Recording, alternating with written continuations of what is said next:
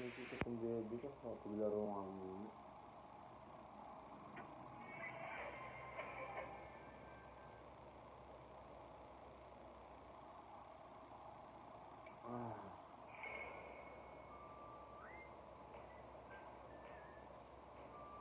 Makapag one game nga muna. Ba't gano'n? Ba't nagugutom ako? Makakain nga muna. Ayan, masarap na ulam.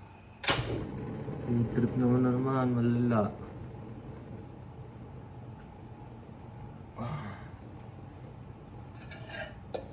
May mantika na po tayo dito. Magpirito tayo ng mga karne. Dito ba ako? Yan.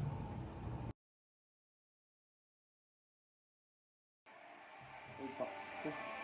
Nag-start na pala yung laro ako. Mapaglaro mo yan.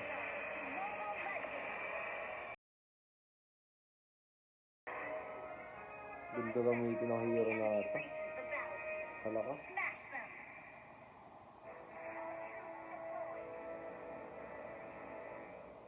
Ano kaya magandang build dito?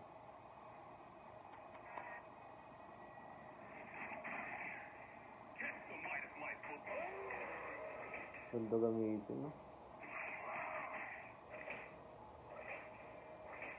Pabilis pumatay ng hero.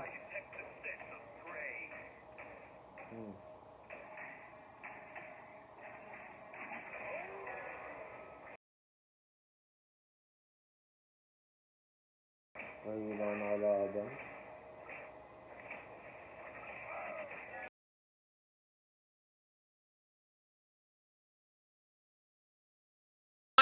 Fire in the hole, stop, drop and roll. Twerk it on a pole, that booty out of control. Let that swole, make it drop up on the floor. Let that swole, make it pop up on the fire in the hole. Stop, drop and roll. Twerk it on a pole, that booty out of control. Let that swole, make it drop up on the floor. Let that swole, make it pop up on the floor. It's really not your fault. No one cares to talk about it. Talk about it. 'Cause I've seen love die way too many times when it deserved to be alive. And I've seen you cry way too many times when you deserve to be alive.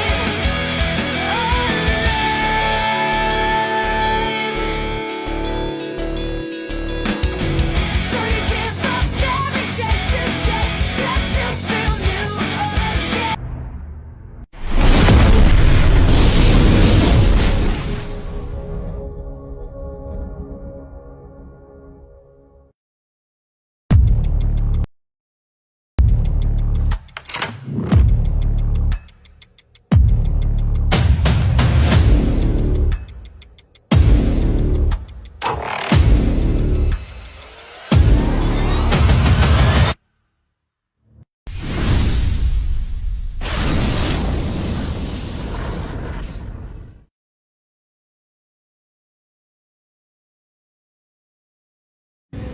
Isang magandang araw po sa inyong lahat. Alam nyo ba na bukod sa pagdiriwang ng International Women's Month, minamarkahan din at pinaghahandaan din tuwing Marso ang Fire Prevention Month sa ating bansa?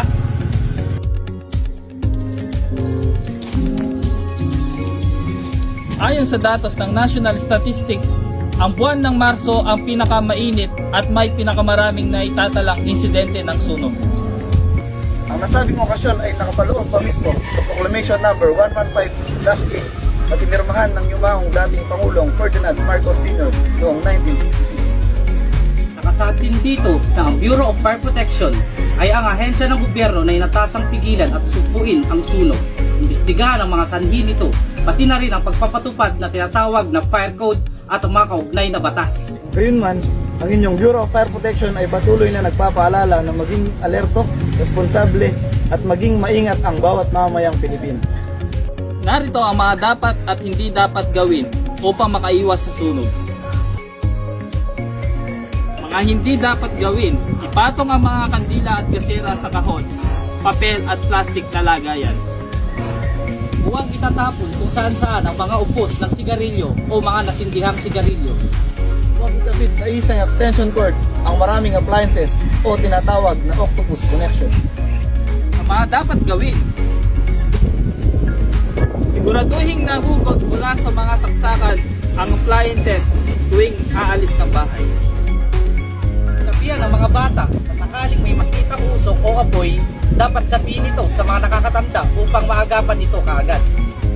Para sa anumang emergency o sandali ng sunog, tumawag lamang sa mga numero 982-1356, 982-1356. Laging tandaan, sa pagdiwas sa sunog, hindi ka nag-iisa.